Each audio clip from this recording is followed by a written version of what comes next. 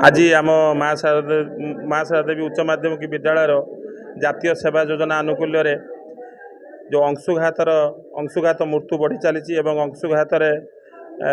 अधिक लोक मैंने प्रपीड़ित होती से विषय एक सचेतनतामूलक कार्यक्रम करा पानी अभाव जो पशुपक्षी माने गछरु पड़ी जाउछंती सेमानंकु पानी दवापाई आमे सब वृक्षरे गोटे गोटे माटी पात्र बांधिलु एवं सबुदिन पानी दवापाई आमर शिविरार्थी मानकु सहयोग करने अनुरोध कलु एवं जो हाथी वंश लोप पाई जाउची से विषय में एक आलोचना चक्र अनुष्ठित होइतिला एवं एथिरे आमर 100 रु ऊर्ध्व शिविरार्थी माने जोग देइथिले एवं ए कार्यक्रम अति सरस सुंदर भाव अनुष्ठित होइतिला।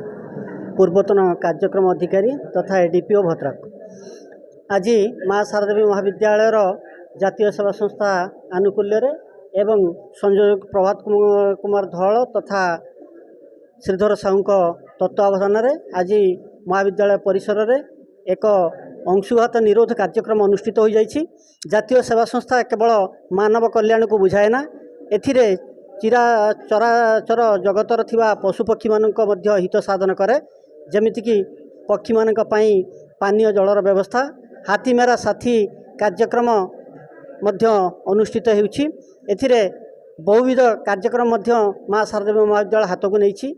विभिन्न प्रकार रेगुलर कैंप रे नियोजित करी विभिन्न कार्यक्रम आयोजित करछि। प्रति कार्यक्रम रे मानविक मूल्यबोध प्रतिफलित होउछि जहाँकि नॉट मी बट यू लक्ष्य को चरितार्थ करुछि। आज कार्यक्रम रे प्राय पशुपक्षी मानक पई पानीय जलर व्यवस्था यही महाविद्यालय परिसर रे चतुर्पार्श्व रे कार्यक्रम अनुष्ठित हेबो। एथिरे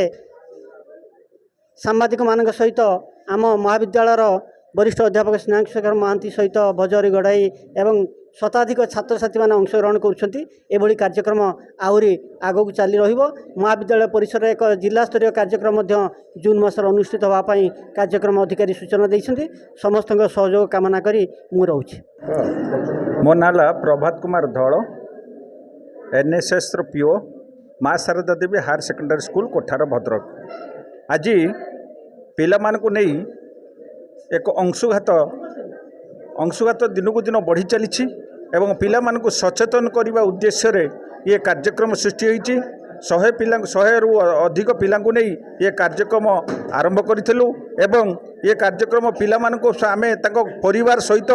मिसेबा पहुँचवा जमी गाँ गाँ को पहुँचब अंशुघात केपरि रक्षा करें ताफल कौन हम मानव समाज बंची पार दिन को दिन तापमात्रा वृद्धि पाऊँच या फल